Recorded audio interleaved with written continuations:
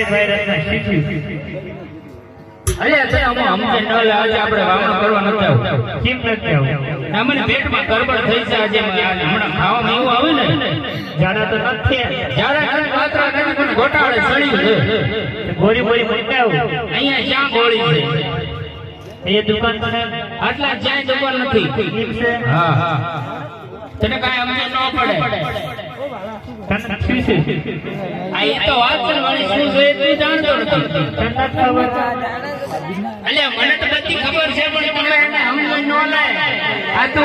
હવે તને બધું કહેવાનું રહેશે આ હો એ છે ને આમાં પેલું લાલ કપડા વાળા એ તો રાજા આઝાદ છે હા તને જાણે છે ખરો ઈ રાજા આઝાદ છે પણ એ વાઈક્યા છે એ પીઠના વાળ્યા તો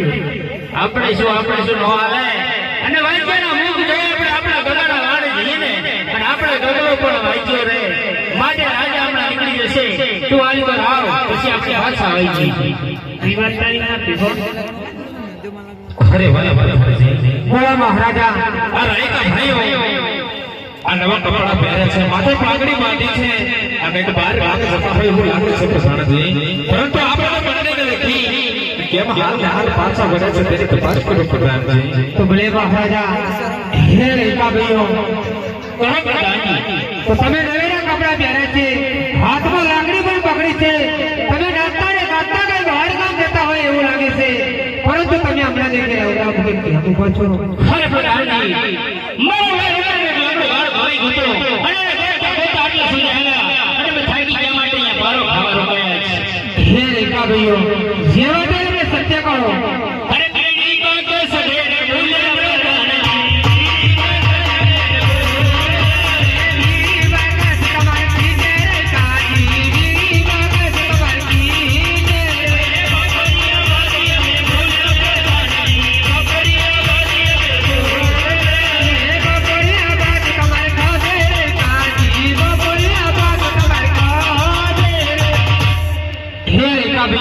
તો જે વાતો તમે સત્ય કહો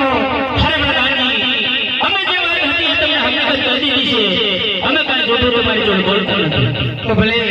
હે મહારાજા જો રેખા ભાઈઓ મારાથી રહી શકશે જો કદાચ તમારી પાસે કોઈ ઉપાય હોય સમજાવવાનો તો તમે અમને સમજાવી શકો છો ભલે પ્રધાનજી અરે રે વાલા આ તમે કઈ વાર હતા અને હમણે આ હાલે હાલે કેમ પાછા પડ્યા છો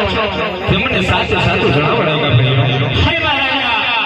અમારા મહારાજાને નાનું વાળ ભાઈ ગયો લોકો માટે નીકળી ગયા અને થાકી ગયા માટે પાડો ખાવા માટે રોકાયા હરે નહીં ભાઈઓ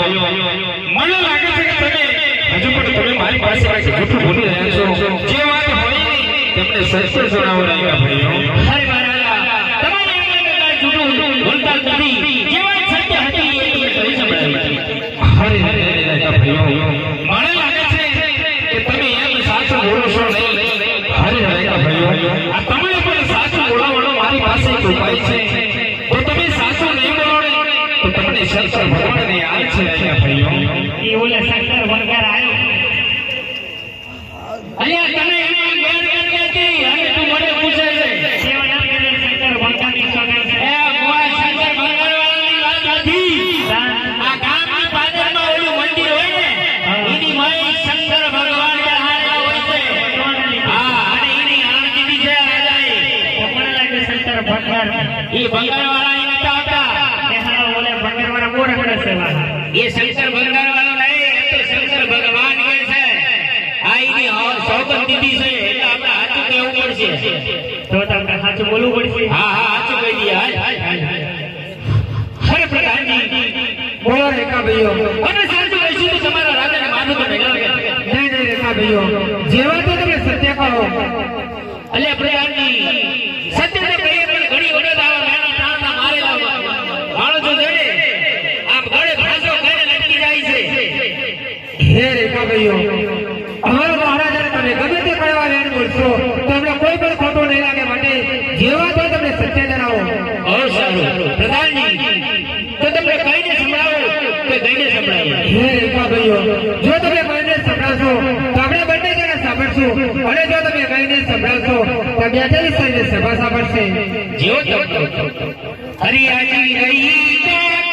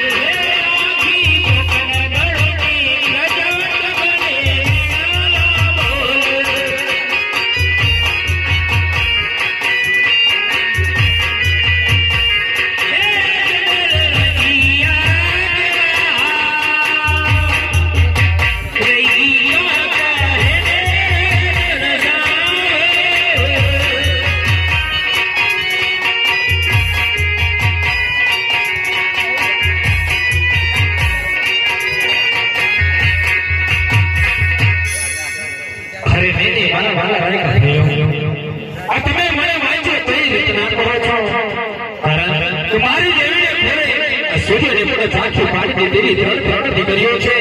એક લાચા લક્ષ્મી ને ત્રીજી સગુણા. અને તમે મને વાંચો કેવી રીતના કહો છો રેખા ભાઈઓ? અરે રાજા, અરે હાથ પેચી અનિત કંઠે અરે જેને ઘરે ન મળતી મેરા અરે મંદિર સંસાર. અરે મહારાજા, તમે ત્યાં બોલો છો તમારા ઘરે લાશા લક્ષ્મી સગુણા એમ ત્રણ દીકરીઓ હોય છો તો એ તો પારકા ઘરનું થાપણ કહેવાય. આજે પરણાવશો ને કાલે સાસરે લઈ જશે. પછી તમારે રાજગાદીની અંદર જો કદાચ ત્યારે કપડે લૂણો જો દીકરો હોય ને મહારાજા તો તમારા રાજગાદીનો અધિપતિ થાય મહારાજા. અરે આ તમારી કેવી વાત મને મને સત્ય લાગે છે. કારણ કે મારી ત્રણ દીકરીઓ મારી દીકરા વિશે વાત ભૂલી ગયો હતો રાયકા ભાઈઓ. અરે વાલા પ્રધાનજી, બોલા મહારાજા. રાયકા ભાઈઓને કહો કે આવતીકાલે સારા શુક્ર લઈ એમના દીકરા વિનાનું વાનું કરવા જાય પ્રધાનજી. ભલે મહારાજા. અરે પ્રધાનજી, બોલા. અરે આજનો દીપ બગડે એનું હે રેખા ભાઈ, ભલે